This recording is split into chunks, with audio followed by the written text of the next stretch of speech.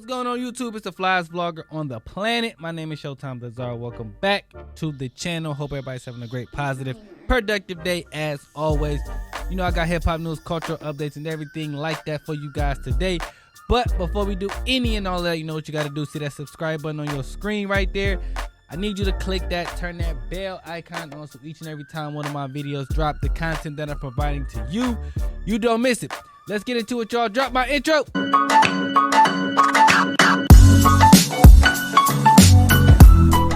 YouTube, what up though?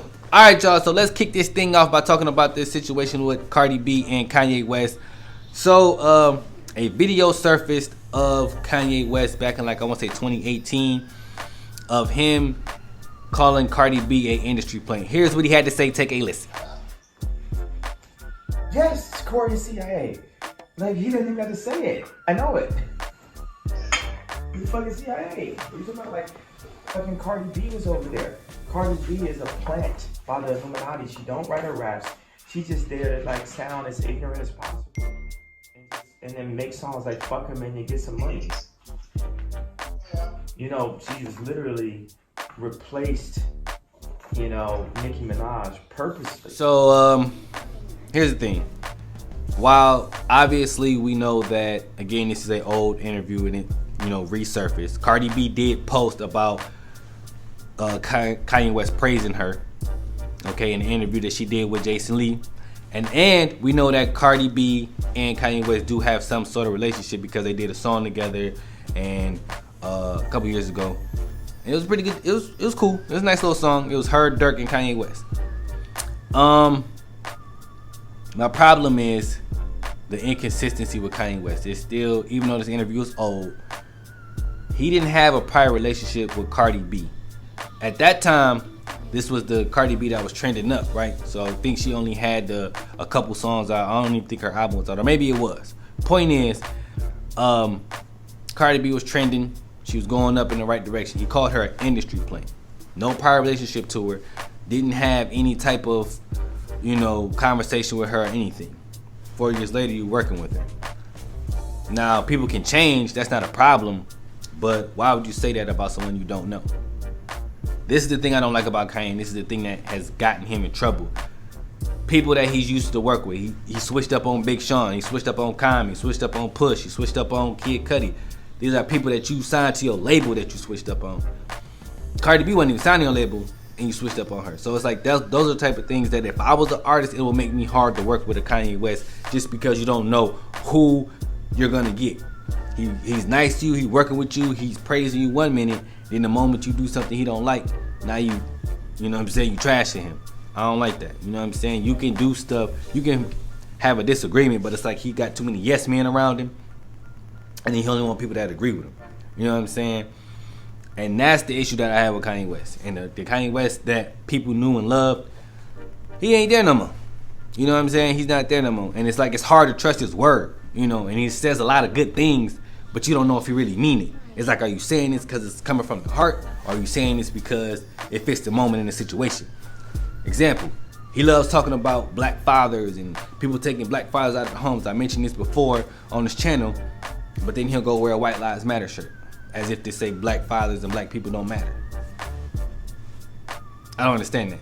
You know, so while I don't think this changes my perception, obviously it doesn't change my perception of Kanye West because I still think he's inconsistent. I still think a lot of the things that he says, it don't hold no weight. He's saying it today, and you'd be like, yeah, Kanye, now we got the old Kanye back. 2 weeks later, he's saying something that just make you go, oh, you were so close. You were so close. But anyway, what do you guys think about this situation? Let me know how you feel about it. Does it change your perception of Kanye? How do you feel about it? Does this matter to you? Do you think it's, you know, much to do about nothing? Let me know all that in the comments below. YouTube, we're back. All right, so it is time for plot twist.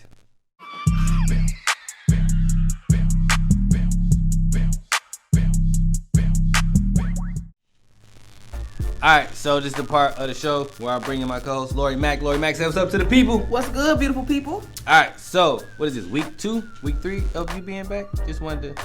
I want to say this is week 3. Week 3? Okay. Alright, so this week's plot twist, Tupac So the long mystery of who actually killed Tupac. Well, they found him. One of the guys, what is his name? Do you know his name? Keefy D. He goes by the name Keefy D. Okay, Keefy D. He wasn't the actual shooter, but he was in the car when the shooting occurred. Okay, so I think he was in the passenger seat is what they saying. Well, he's been arrested and charged with the murder of Tupac. Okay, so here's the thing.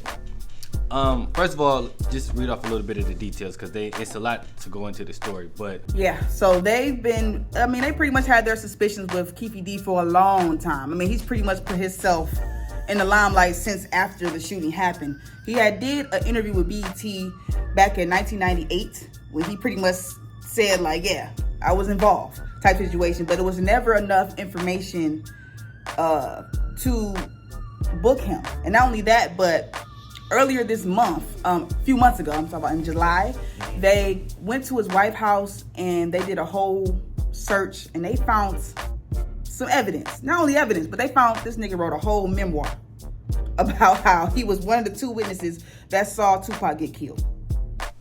He said he was one of two witnesses, so yes. The other one was who, his nephew? Well, all together in total, they said it was like 4 guys in the car, this white Cadillac, and he pretty much was... He said he was in the passenger seat and there was 2 guys in the back, and his nephew was, I don't know if he was the driver, but he was one of the people among the group that were also involved. They're saying that the shots came from the back seat and not the front seat. Okay, so it's a lot to unpack here, as y'all can see, right? Okay, so here's the thing. First of all, I feel like it took them way too long to find this guy. I feel like it was way too much evidence out there. Because remember, we ain't talking about a CIA agent that could probably cover his tracks. We talking about a gangster here that probably, left a lot of evidence. So it's crazy to me that it took them, 27 years later? 27 years. To find the killer and all of Tupac. Of it, and the whole root of it is really from gang violence. Exactly. Crips and Bloods. Yeah, and I don't think Tupac affiliated with neither. I think it was Suge Knight that was the blood, and he just... But Tupac was very much in the streets.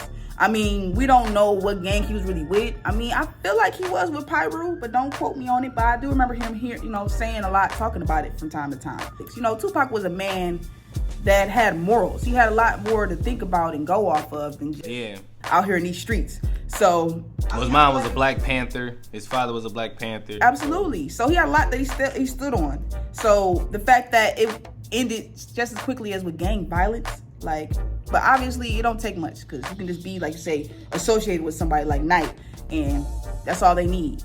You in crossfire because you associated with this person. Right. And they got into an argument. Apparently they had got into an argument with the group, with Keefy D's group of men. They're Crips and they were Bloods, and they were going out to Mike Tyson's game that night out in Las Vegas. They had it was a fight. Fight. A fight. So they were out there. They all seen each other. They were all good. And then all of a sudden, at the end of it, they leaving out. They have exchanged words.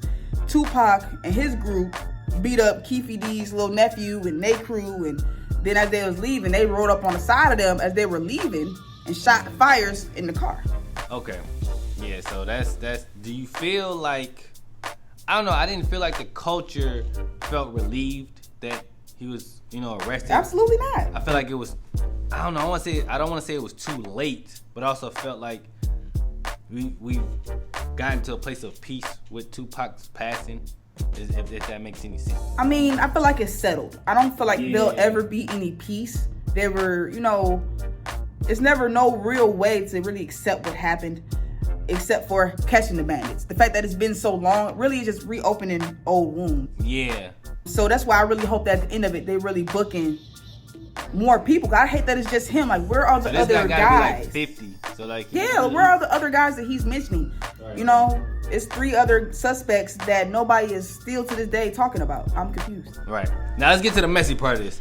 Miss Jada Pinkett decided to hop her ass back on Will Smith's internet and speak on this situation. Now we're gonna post right here the what she actually said, but I'm just gonna sum it up real quick. Something small. She said, hopefully, finally, we can get some peace or get some answers, something to that effect. But why does she have to be messy? Yeah, I feel like that was I I don't know, man. I don't like how she said it. Something about that didn't feel good. This is an old friend of hers that she obviously had a lot of good times with, that she went to school with, and ended up, doing music and videos. And she had a relationship. They had a close relationship. So it's just like for him to be killed so early on. Like his life ended at only 25. Yeah, tragic. So I don't feel like it's easy for anybody to really cope. And like you say, it's been decades. You know what I'm saying? It's been a nice amount of time for it to pass, and people still mourning. Mm-hmm. I feel like it's only natural though for her to act that way. Like they keep saying, like, let it go. Like, would you let it go?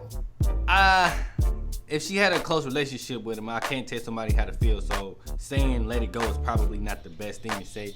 I also feel like though she has to tread lightly with this one just because of the stuff that she's been putting Will Smith through, and then they keep bringing up Pac. So it's kind of like, Go ahead. I just feel like Tupac isn't here anymore. Right. I'm saying, who can he hurt? Who is he hurting by her feeling and saying and expressing how she feels about her friend? He's not hurting. No. Yeah, you're right. He's not here, so he can't, he's not interfering in their relationship. I just felt like with Jada Pickett's past history with men, it just kind of seems as though like she's kind of throwing Will Smith under the fire sometimes. In this particular instance, I don't think she was doing that. I think, she kind of made it feel like a very heartwarming story, or very like she was finally at peace with the situation when you've been married to Will Smith for so long. Now, she could have simply just said, finally they caught, Tupac's killer. My friend, rest in peace. Something to that effect. It kind of sounded like she was missing that long-lost boyfriend, like, oh. I really feel like a lot of it really just circled around the video that she posted of them back when they were kids, singing a Will Smith song. You too far, you too deep into it, Jada. But they were singing a Will Smith song. I don't know if I like that or not. I don't know if I like that or not. You singing my song with the guy that you got googly eyes for? I don't know. That's why I feel like that's what people really focusing on. Like, I don't feel like it's the fact of what she said, but just how she presented it.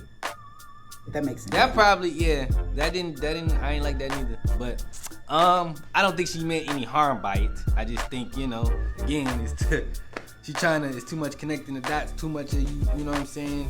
Will Smith and Pac in the same. I don't like it. Well, hopefully we can get justice, okay? Right. Justice for Tupac's killer, because I feel like the moral of the story, we all just want to see peace. We want to see justice. We want to see somebody getting arrested and being accountable for what happened to Tupac. 100%.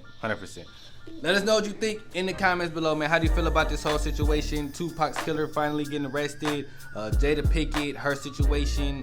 Was she going too far with it? Let us know about all of that in the comments below. But that's all we got for you guys today. If you guys enjoyed this video, you know what to do. Like, comment, share, subscribe. And until next time, we are out of here, y'all.